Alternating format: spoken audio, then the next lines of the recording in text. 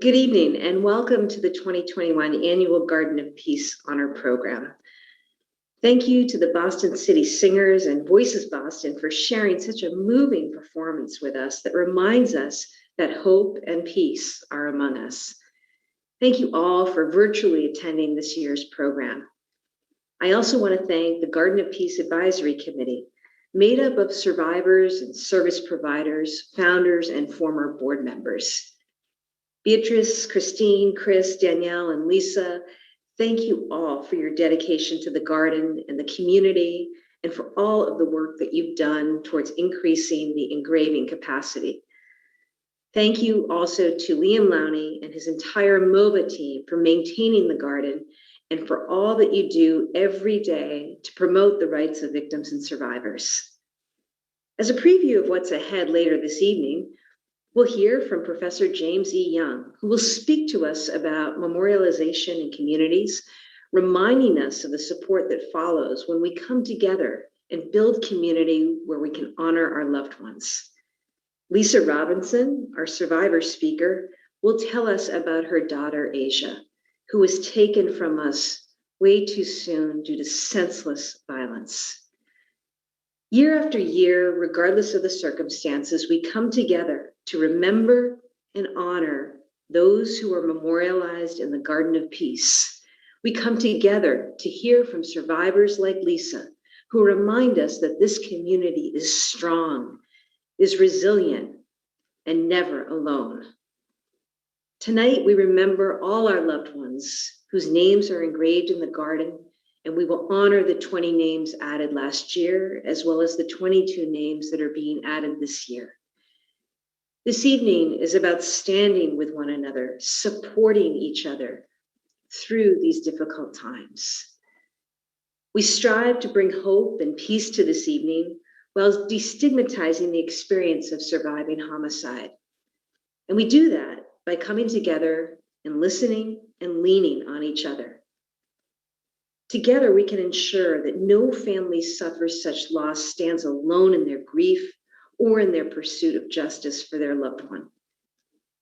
As your Attorney General, I remain committed to working with you to ensure that our laws and services put you and your loved ones first. I want to thank the incredible teams from the Victim Compensation and Assistance Division and Victim Witness Services Division in my office for their work towards these efforts. On behalf of the Victim and Witness Assistance Board, members Essex County District Attorney John Blodgett, Hampden County District Attorney Anthony Gallooni, public board members Danielle Sicard and Lavinia Wezel, thank you to all the survivors, supporters, and providers who have joined us this evening. I'm honored to be a part of this. I'll now welcome to the screen our friend Liam Lowney.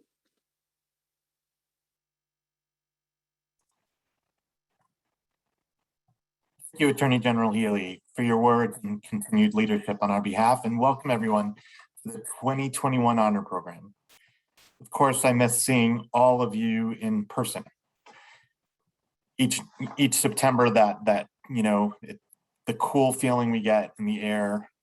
But for me, it's the amazing feeling that comes over me as I enter the garden on Somerset Street. So many of you with whom we share the loss of a loved one to homicide and being together. But although we're sitting tonight in separate spaces, we are coming together with shared understanding of that loss, of what it's like to have our world turned upside down by violence, and a shared commitment to end it so that no other family has to share what we do. At times this year has been really isolating and can be even more so for survivors of homicide. But please see tonight that you're not alone, but part of an amazing community, and one that cares about you and wants you to know that you're not alone. And if you want to get connected to that community, and if you feel like you need some help or support, please reach out to us at MOVA and we can help you get connected. And I know that some information in the chat that can tell you how to reach out to our office. So I do want to take the time to provide you all with an update on the increased engraving capacity of the Garden of Peace. As you know, many of you, in late 2019, the Massachusetts legislature invested $500,000 into the Garden of Peace Trust Fund the specific purpose of increasing the garden's capacity for engraving. Last year, MOVA and our amazing advisory board that the AG just mentioned worked with a landscape architect to create a plan and a design that will honor those whose names will be added to the garden in the coming years. And at the same time, will be in keeping with the garden's original design and intent. So following the approval of the design, the project went out to bid. This is one of those things we have to do with state agencies. And during this process, I just want you to know, we did learn that there's a shortage of availability from contractors as well as supplies and materials. And this, of course, is affecting all sorts of industries in the COVID-19 pandemic. And the materials that are necessary to complete this project are backed up for 10 to 12 weeks. And so we're letting you know this, although it's very in the weeds.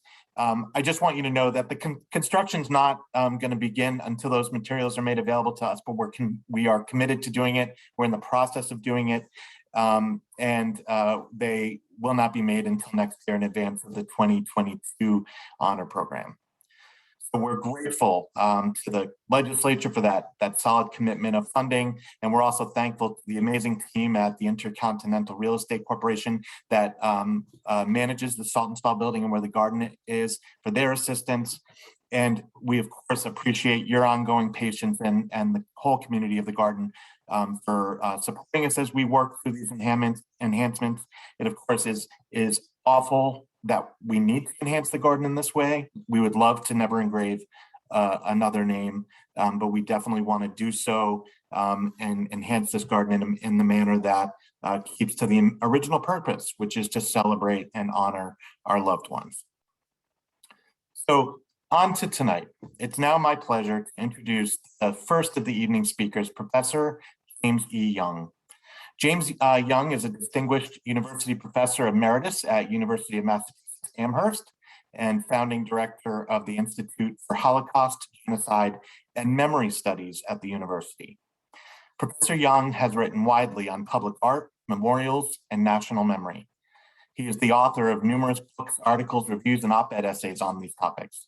And Professor Young was appointed by the Lower Manhattan Development Corporation to the jury for the National 9/11 Memorial Design Competition, which opened on September 11th of 2011.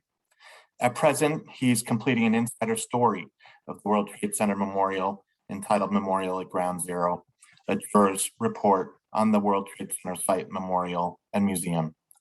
It's an honor to welcome Professor Young to the screen.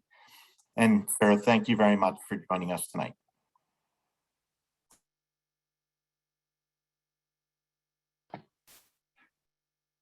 Liam, thanks so much for introducing me, for including me in this amazing commemoration.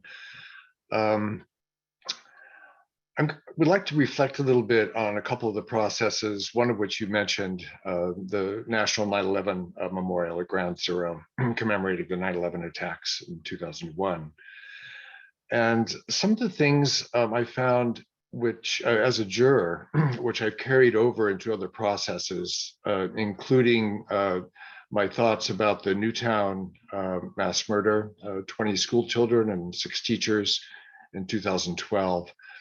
And another project that I worked very closely with in Norway on the what they call the July 22 attacks by a far-right white nationalist against the labor youth camp, killing 69 kids, mostly teenagers, at this labor youth camp on Utøya, the little island not far from Oslo. When they came to me about 6 months after those attacks in Norway, they just didn't know where to begin memorializing these kids who were really murdered as members of the Labor Party youth camp, a place where many prime ministers had attended and given many, many talks there. It was very much of a political mass murder. It was as if the killer wanted actually to wipe out a whole generation of labor youth, especially because they included so many immigrant kids, and he was very much of a white nationalist. And so they just asked me when I showed up, having served on several juries and worked with several other processes, what they should do. And I just had to simply tell them that I didn't come here, to tell anybody what to do, but I came here to keep you company as we figure it out, together. And this is something that it's clear that the Garden of Peace initiators and really everybody who attends these commemorations knows very well that you need each other's company in a space created to remember the lost loved one, your lost loved ones. That's most important. But as they found in Norway, there was already civic meaning attached to the loss of their loved ones. There was political meaning, and it was regarded immediately as a political murder, mass murder. And the parents were trying to juggle how to remember their lost loved ones as family members and how to remember them as, if you will, political martyrs. And the civic public memory also had a hard time not conflating these two things, remembering them both simultaneously. And so I worked with them on that the best I could, trying to create space for the families really to commemorate their lost children, loved ones, in a family way, for family and family traditions the best they could, and to keep that space open, the space that you've really created in Boston for all the families of lost loved ones and survivors. And I mentioned that this distinction between the civic memory of lost loved ones and the personal memory, family memory of them, has actually bedeviled some other processes, including the 9/11 memorial process in New York City.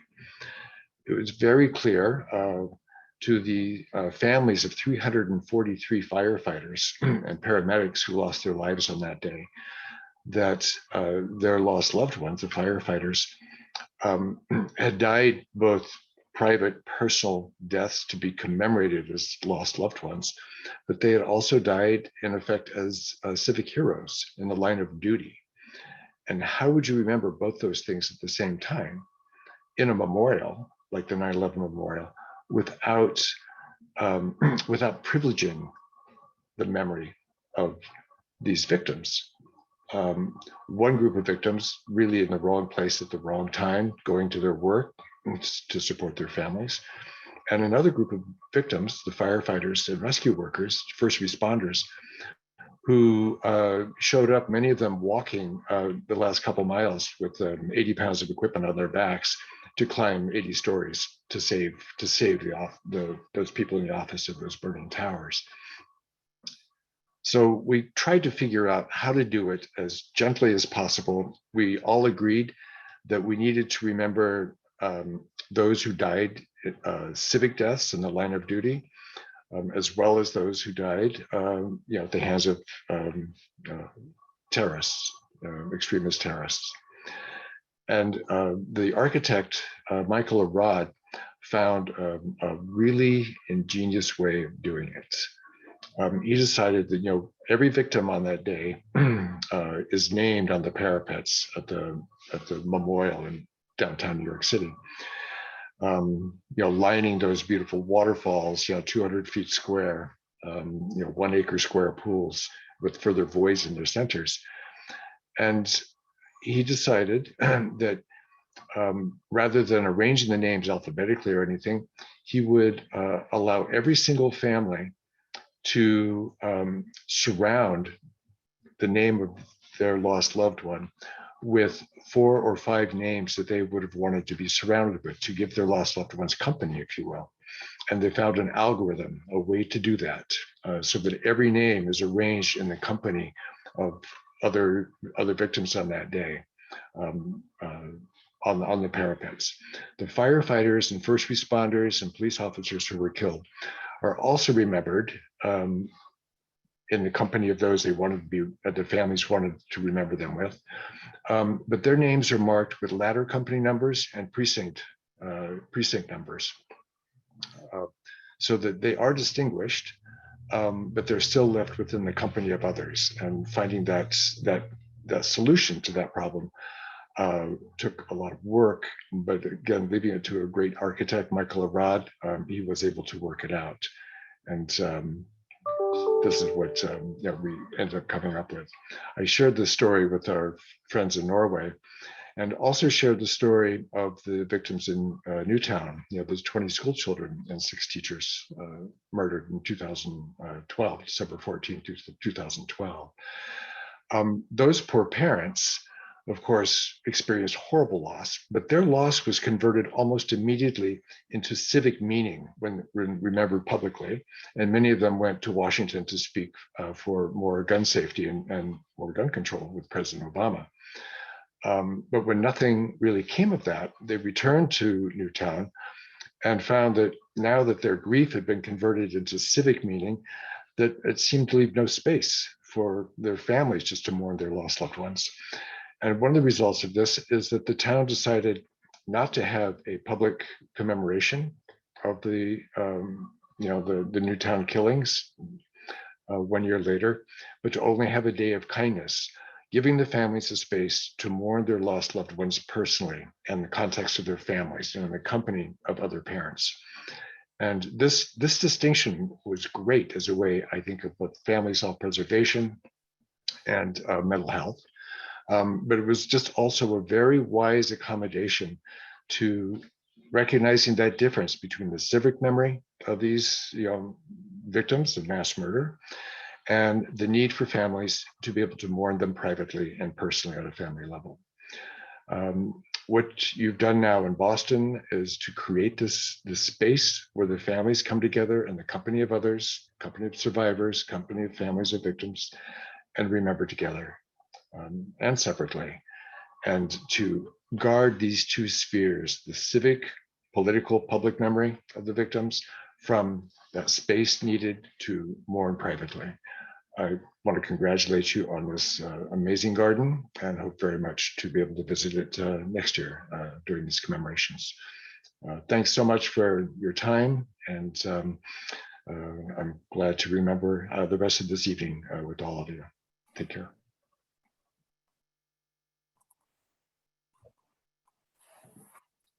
Thank you, Professor, for speaking with us tonight and for your work with so many families from different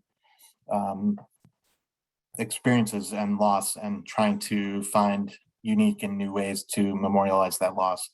I think one of the most amazing things about this garden is it brings survivors and families together from so many different experiences, and whether it's a I think community discussion like 9/11, as you discussed, or Newtown, or the violence we see in all of our communities across the state every day.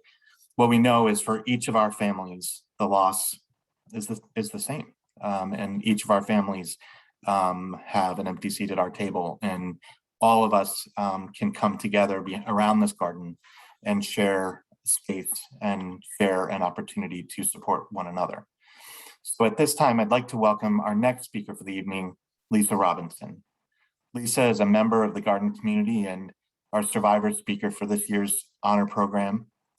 In June 2014, as Attorney General Healy said, Lisa's daughter, Asia Dawn, was tragically killed.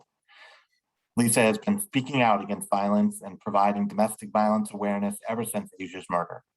Lisa is the founder of Angels for Asia and makes a difference in her community in memory of her daughter.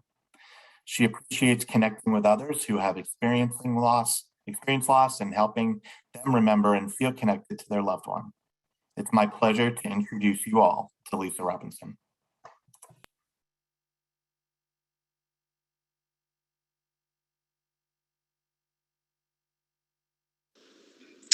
Hello.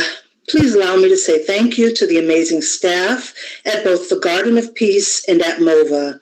I truly appreciate your continued support and kindness. I appreciate your allowing me to speak at this event. My name is Lisa Robinson. I'm the mother of 3 amazing children by birth. My middle child, a beautiful, vivacious girl named Asia Dawn, Asia was a bubbly and sassy young woman. Hardworking, she was working as an assistant manager at 2 different stores and saving up to move into her first apartment. She had just gotten her first car.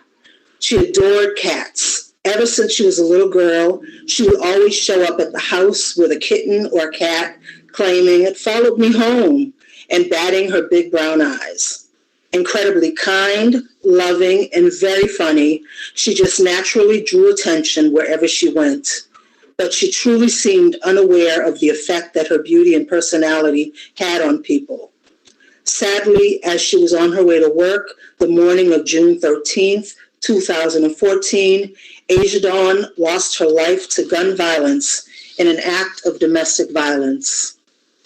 Admittedly, the first 4 months after Asia's transition were incredibly difficult for me. I had to be hospitalized for a short time, as did one of my children. I began outpatient trauma therapy, which I continue to this day. I thought I was still too deep in my grief to begin my healing journey, but I know now I was already in the first step of the process. It's okay to remember our loved ones. It's okay to cry and to laugh. It's okay to scream.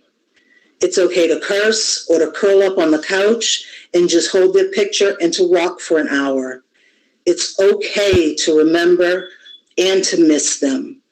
I know that I will forever be healing, but I'm thankful to now be surrounded by this new support system, a group that none of us would have ever chosen to be a member of, parents who have lost a child to homicide. I have chosen to turn my pain into purpose. In the fall of 2014, I founded Angels for Asia. Through it, I provide domestic violence awareness. I share Asia's story and I do good deeds in the community. As part of my healing process, I began making candles in 2020.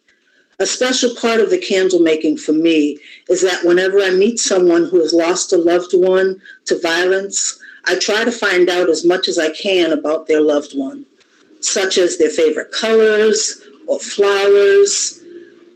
I try to find out what their what their personality is, whether they liked certain scents, preferred the beach or the woods, etc. And then I try to create a candle for them that I think reflects the essence of their loved one as a special remembrance candle. I miss Asia Dawn every day of my life, but being able to be a voice against domestic violence, or by sharing her story, volunteering in my community, or even hoping to just make someone feel their loved one's presence with a special candle, it makes me feel as though I'm keeping her spirit alive. If we take the pain that is within us and turn it outward, and we're able to find our purpose, it gives us something to focus our hearts and our energy on, other than pain. Thank you for listening to me today. I wish you peace and blessings going forward. Have a wonderful evening.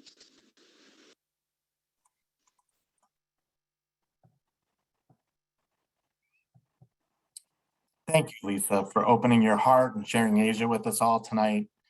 That was a beautiful remembrance of her and a wonderful reminder of the variety of ways that we can bring our loved ones out and share them with our community and continue to make our community better. And thank you for reminding us all of the support the garden community provides to one another. Next, I'd like to welcome some of the Garden of Peace Advisory Committee. This group is made up of some amazing and dedicated individuals, many of whom you will likely recognize from their work. I want to thank Christine, Danielle, Chris, Lisa, and Beatrice for their commitment to the Garden of Peace and all the work that they do with us throughout the year. At this time, I'd like to introduce some of these committee members to read the 2020 and 2021 names that we're adding to the garden. We wish we could all be together in the garden tonight, but we've worked to incorporate many of the elements and visuals of those events into tonight's honor program. The advisory committee members have committed to reading the names from inside the Garden of Peace. Following from reading the names, we're going to hear a performance of The Garden by Mike Verge and other musicians. So first, please join me in welcoming the advisory committee members.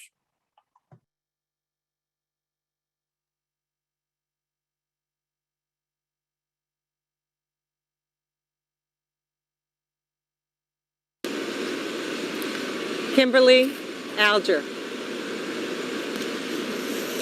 Fued Baghdad Zugar, Eric Iggy B. Benedict,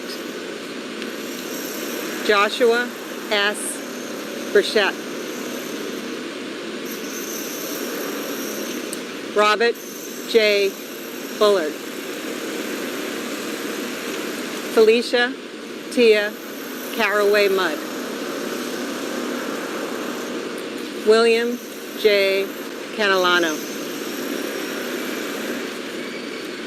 Luis Rose Centofanti, Hilton Bam Bam Warren Clark, Teresa Corley, Vanessa Courtney, Amber Nicole Cowan, Lee Arthur Daniels, Sarah Latie Dorney, Andronique Andrew Dos Santos, Mary B. Fairbarn, Brendan Sullivan Flynn, Simeon J. Seaweed Frazier Sr., Robert N. Wee Wee Hickey Jr., Jeff Pop Jones, Raina Renee QB Jones, Adrian Kaborowitz, Cole Anthony Kinney, Michael A. Miranda, Cameron Cam Charles Nomi, Kevin Tyler Parker, Sean Paul, Rakishan Pedraza, Thomas J. Purdy, Michael J. Ritchie, Shannon David Richardson Jr., Asia Don Robinson, Bruce A. Rose, Eves Rue Jr., Hacky Sanders, Ronald Sapp, Jake Baxter Seberg, James N. Shepard, Damian Spencer, Eric Lee Voshell, Anthony K. Woodbridge, and Troy Darnell Woods.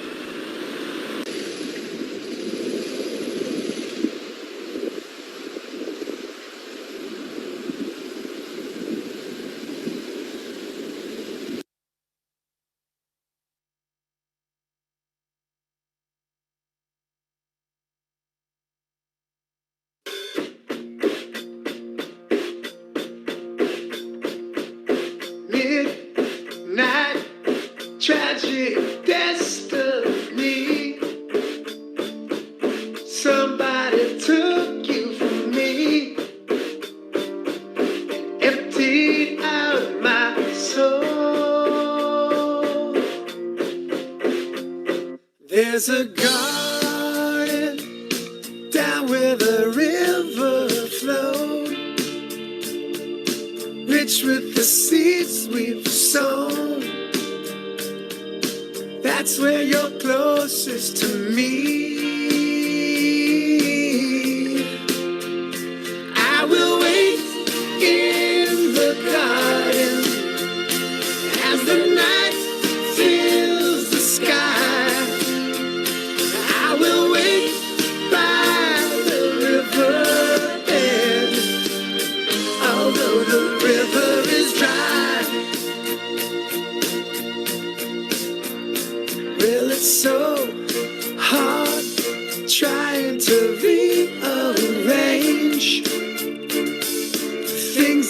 just can't change the things that they say are to be. And tomorrow seems so far away, 'cause pieces of yesterday keep crumbling down on me. I will wait in the garden as the night fills the sky. I will wait by the river bed, although the river is dry.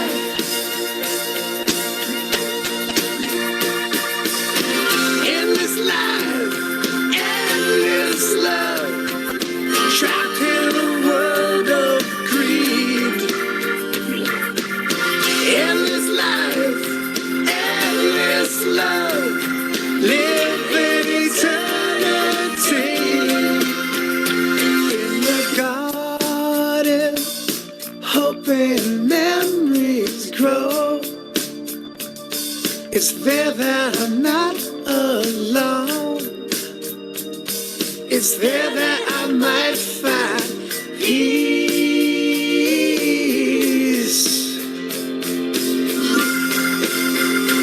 Now we'll wait in the garden as the night fills the sky. I will wait by the river bed, although the river is dry. I will wait in the garden as the night fills the sky. I will wait by the river bed, although the river is dry. Oh, although the river is dry. I said, yeah, although the river is dry. Dry, yeah.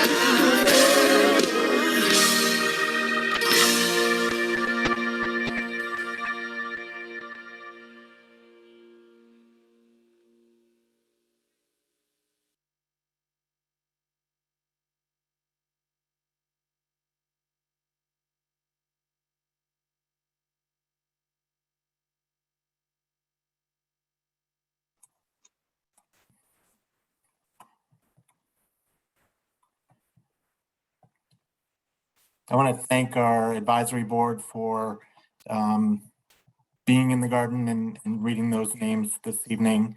And I need to thank Mike Verge and Dylan Verge and all the other musicians for sharing that performance with us. For those of you who haven't been to the ceremony in Boston, you should know that Mike joins us each and every year with this song that he wrote for the garden to remind us that there is hope and peace among us. So we appreciate your dedication to the garden, Mike, and the honor program every year, very much so.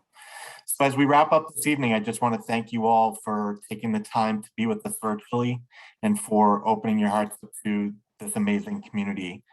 I encourage you all to let your loved ones continue to live on in all that we do, and that as we reflect on them and we carry them with us and share their stories with the world, that we can continue to work together to make the world a better place. So I really deeply wish we were able to be together tonight in person, but coming together virtually nonetheless has shown us how resilient this community is. And I truly am honored to be a part of it. So I wish you and your loved ones peace and health. We welcome you to remain on the webinar for a few minutes to chat with one another in the chat box. I know it's not a potluck dinner at the Salton Stall building, but I welcome you to watch the closing slideshow that we've prepared. And thank you, and have a good, healthy, and peaceful rest of your evening.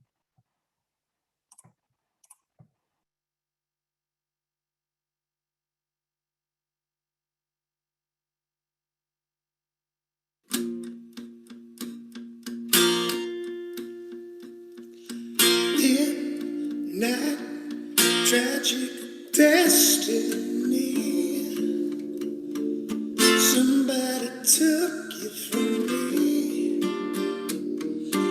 emptied out my soul. There's a garden down where the river flows, rich with the seeds we've sown. That's where you're closest to me.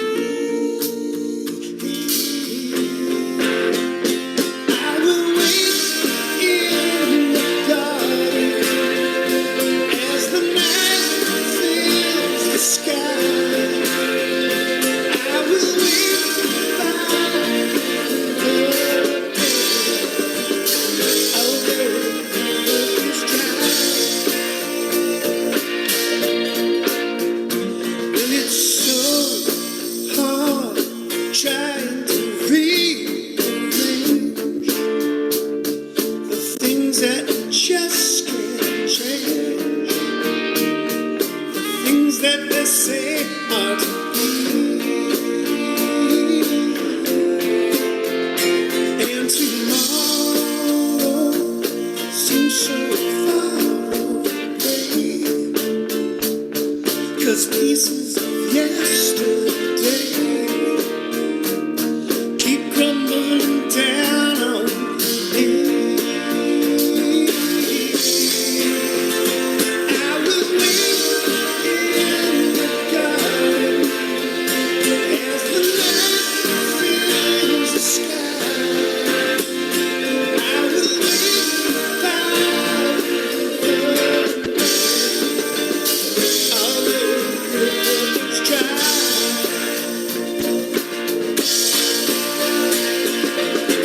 In this life, in this love, trapped in a world of greed.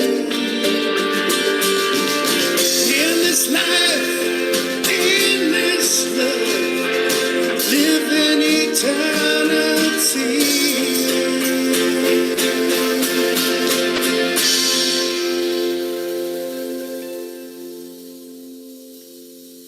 In the garden, hope and memories grow. It's there that I'm not